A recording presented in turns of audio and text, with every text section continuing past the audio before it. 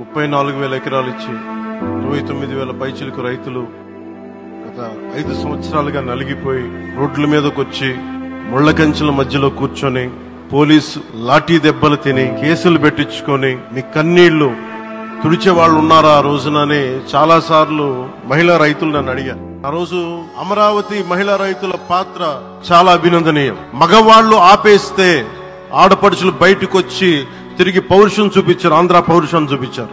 మీరికి నా ప్రత్యేక అభినందన.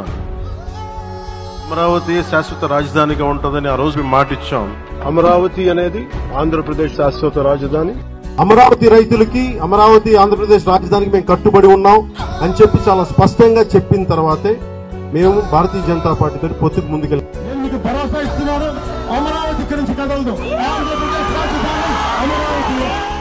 ఆ ఇచ్చిన మాట ప్రకారం ఈ రోజున తిరిగి పునఃప్రారంభానికి విచ్చేసిన గౌరవ ప్రధానమంత్రి శ్రీ నరేంద్ర మోదీ గారికి మనస్ఫూర్తిగా మన అందరి తరపున, ఆంధ్రప్రదేశ్ ప్రజలందరి తరపున, అమరావతి రైతాంగం తరపున, ఆడపడుచుల తరపున వారికి చేతులెత్తి హృదయపూర్వక నమస్కారాలు తెలియజేస్తాం. ఈ రోజు ఈ వేదిక నుండి మేమందరం మీకు హామీ ఇస్తున్నాం, అమరావతి మళ్లీ ఒక ప్రపంచ స్థాయి సర్వశ్రేష్ఠ రాజధానిగా ఆవిర్భవిస్తుంది.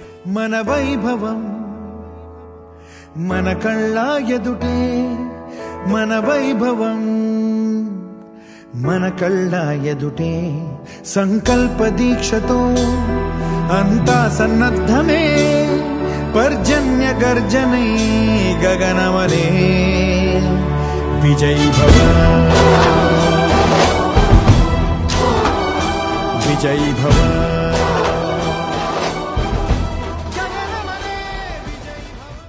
మేనిఫెస్టోలో ఇచ్చిన హామీలన్నీ దశల వారీగా బాధ్యతాయుతంగా అమలు చేస్తున్నాం.